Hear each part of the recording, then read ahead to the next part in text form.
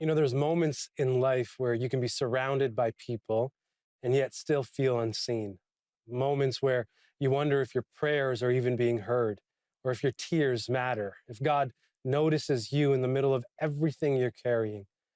Jesus speaks directly into this feeling in Matthew 10. He says, "Are not two sparrows sold for a penny?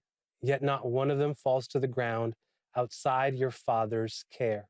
And you are worth more than many sparrows." I want you to think about this for a moment. Think of what he's saying. Sparrows were the smallest, least valuable creatures in their culture. They were quite literally background noise, ordinary, overlooked.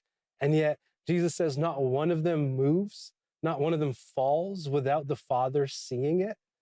And then he turns to you and says, "You are worth more." Meaning, if God pays attention to the things that no one else even notices, how much more does he pay attention to you, to your life, your story, your burdens, your thoughts, your quiet fears that you don't say out loud to anyone? Jesus says, even the hairs on your head are numbered. Notice, not counted generally, numbered.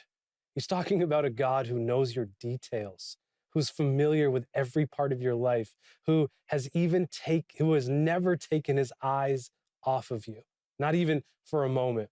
I remember when I was younger, this thought of God knowing everything was scary. I would say, "What do you mean God knows everything?"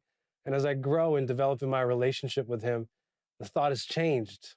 You mean he cares enough to know everything about my life?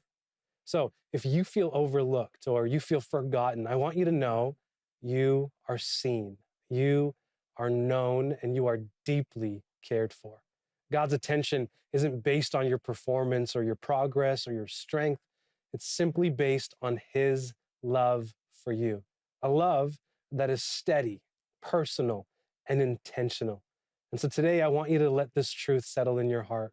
You have never been invisible to God. Not once, not ever, and you never will be. He will never leave you nor forsake you.